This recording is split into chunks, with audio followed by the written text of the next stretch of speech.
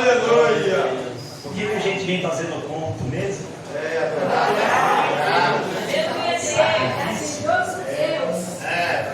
Então vamos abrir a nossa Bíblia em Gênesis 22. É sacrifício que a gente vem fazer? Então vamos em Gênesis 22.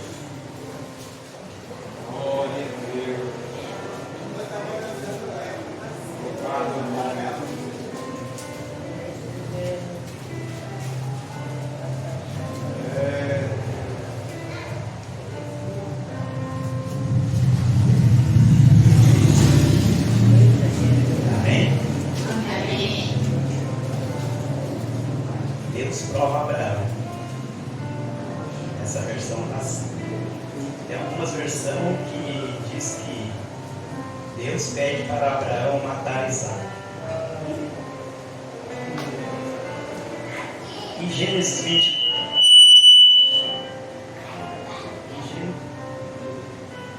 Em Gênesis 22, 1, a palavra do Senhor diz assim: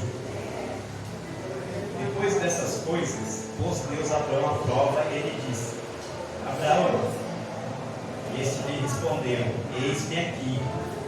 Acrescentou Deus: toma teu filho, teu único filho Isaque, a quem amas, e vai à terra de Moriá, ofereça-o ali em holocausto, sobre um dos montes que eu te mostrarei. Levantou-se, pois, Abraão de madrugada, e tendo preparado o seu jumento, tomou consigo 2 dos seus servos e Isaque, seu filho. Rachou lenha para o holocausto e foi para o lugar que Deus lhe havia indicado. Pai, muito obrigado, Senhor, por esse momento, por essa oportunidade. Em nome de Jesus, eu lhe peço, Pai, que nesta noite a voz do Senhor seja clamada aqui.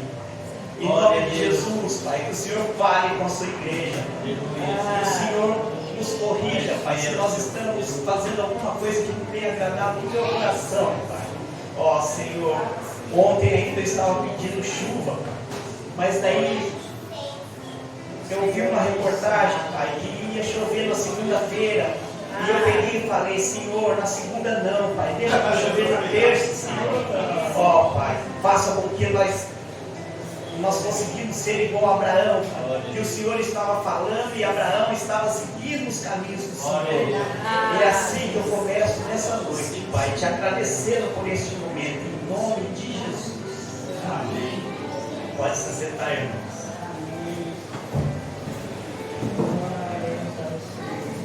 Irmãos, a última vez que eu preguei aqui, eu também estava em Gênesis, eu também estava falando de Abraão.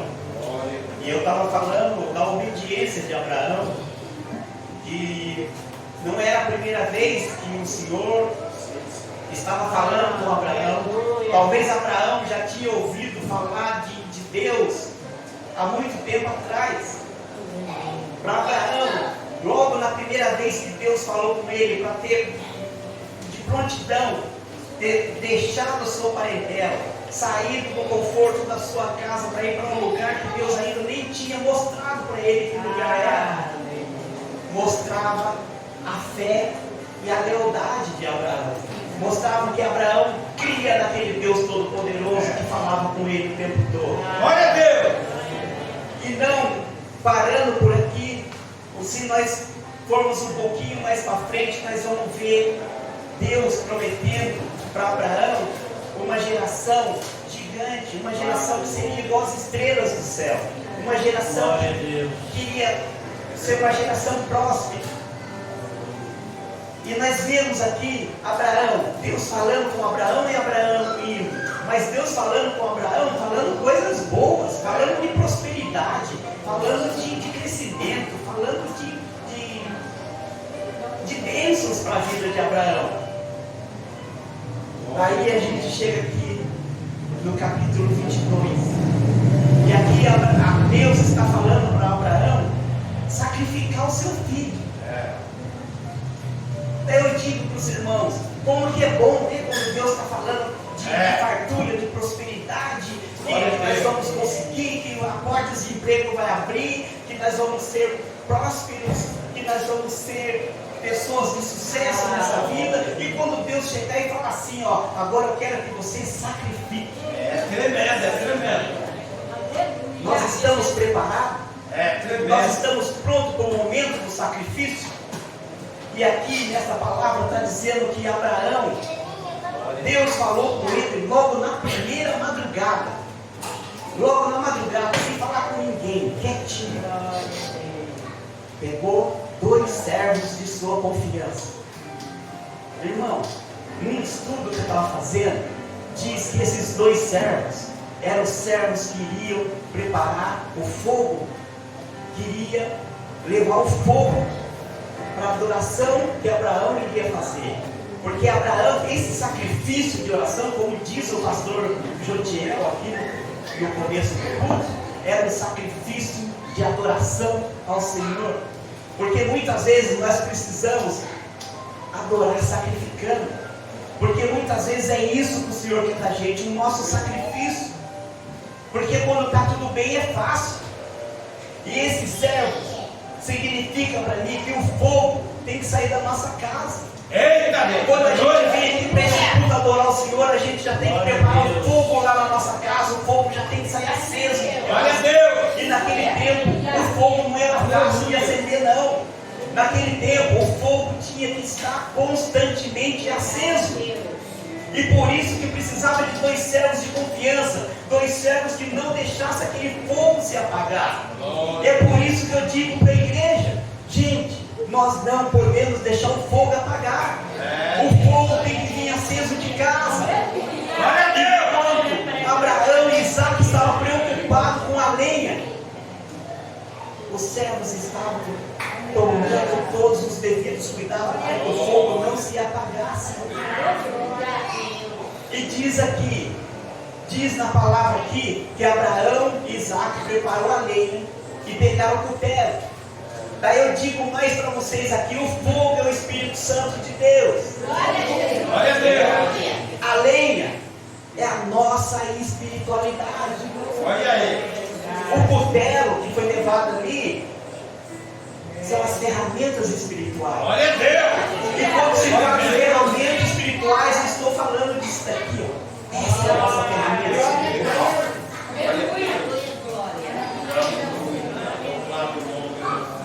E nós precisamos desses itens para a nossa adoração.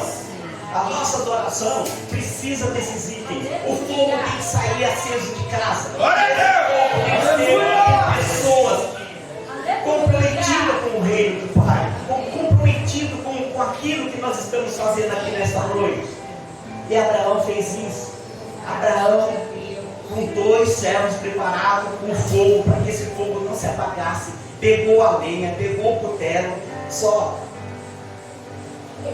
que o seu filho, Isaac, estava acostumado a ver o seu pai adorar o Senhor.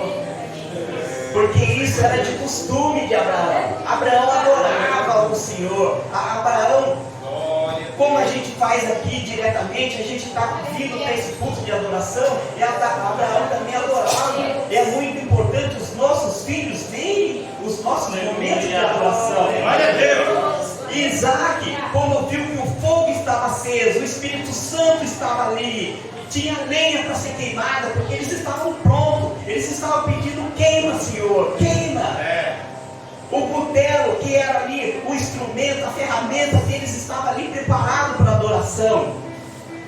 Mas Isaac era um adorador, e ele pegou e sentiu que estava faltando alguma coisa ali. Ele pegou e falou: pai, cadê o cordeiro? Como que a gente sai adorar? Como que a gente tem fogo? Como que a gente tem lenha? Como que a gente tem cutelo? Se está faltando o cordeiro.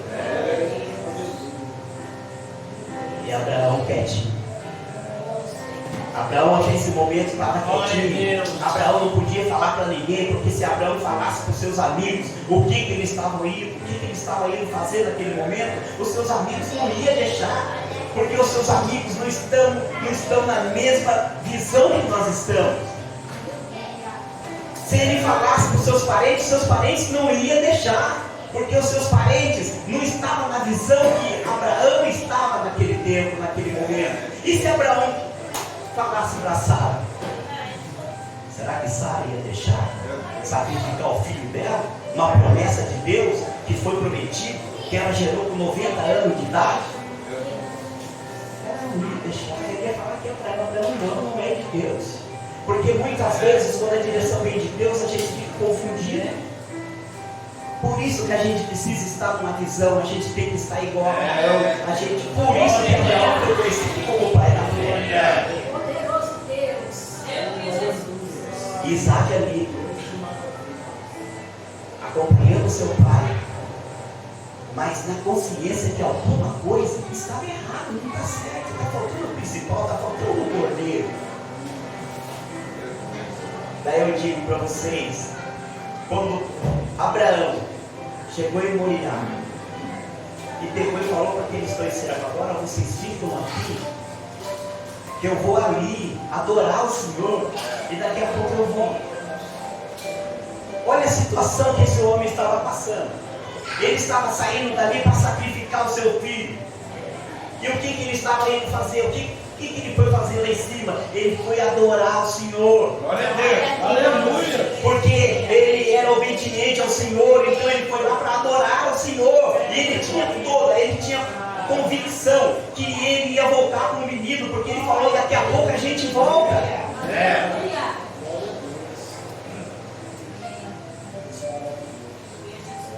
E o que eu revelo aqui é que Abraão não estava esperando um cordeiro. Abraão não estava esperando que Deus iria providenciar um cordeiro para morrer no lugar do seu filho. Abraão não estava esperando um cordeiro. Abraão tinha fé no Deus Todo-Poderoso que ele servia e que a vida inteira tinha feito com que ele levasse uma vida boa, saudável e na presença de Deus.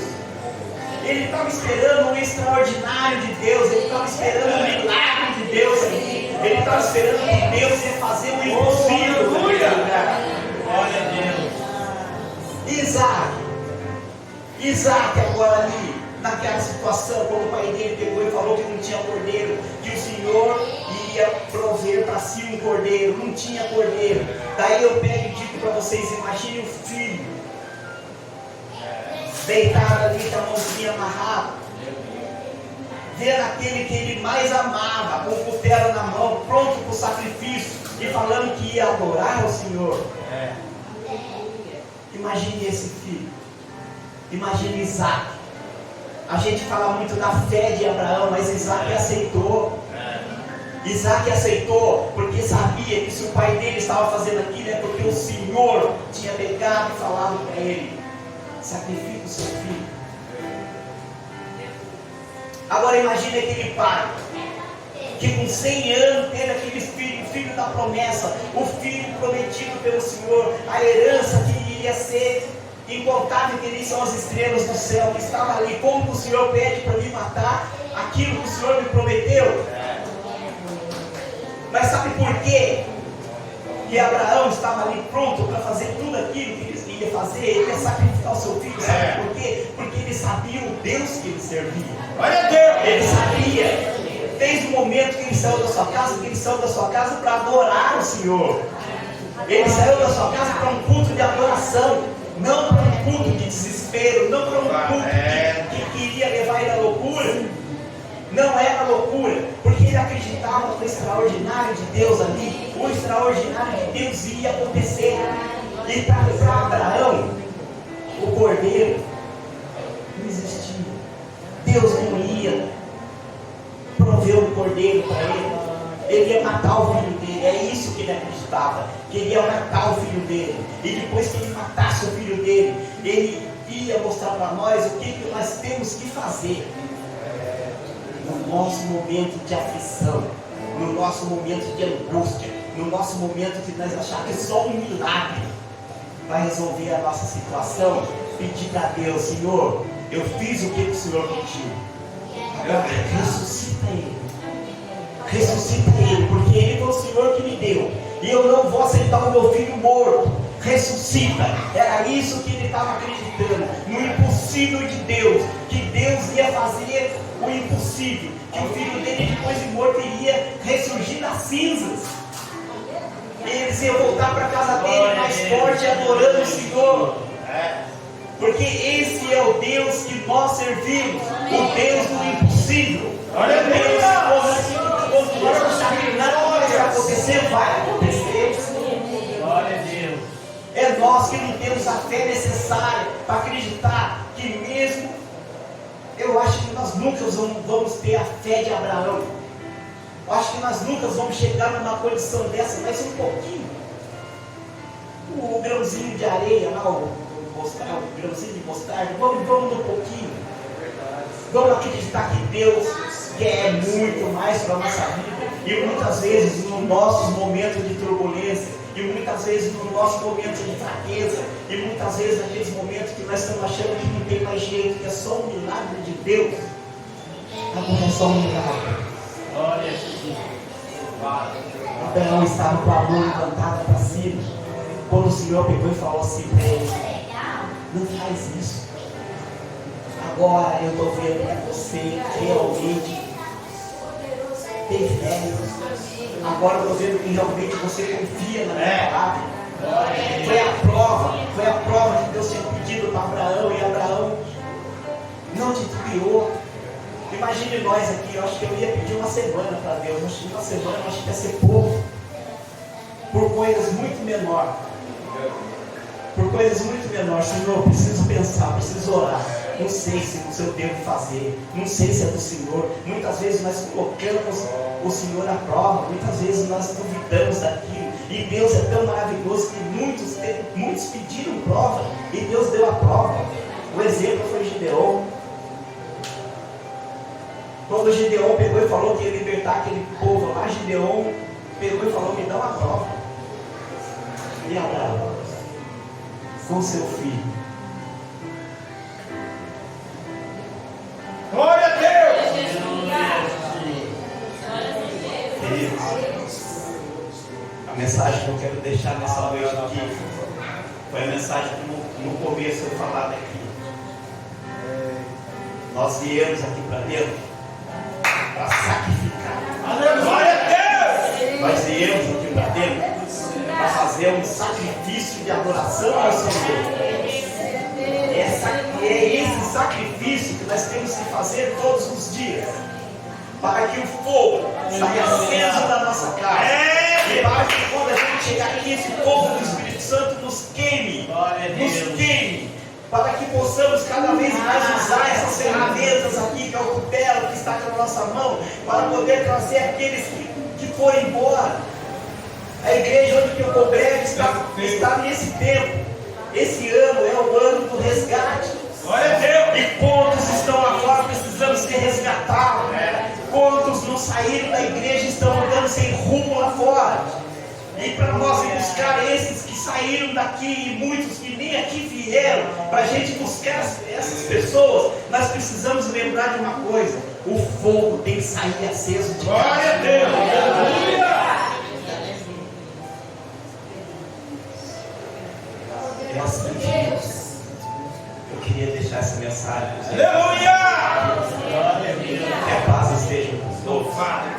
Eu estava com saudade de vocês. Mais 2 meses que eu vim aqui, daí nós tivemos que dar uma afastada, porque estava cuidando do meu sorriso. E a minha esposa estava cuidando de um probleminha de saúde. E queria agradecer a igreja também pelas orações que vocês têm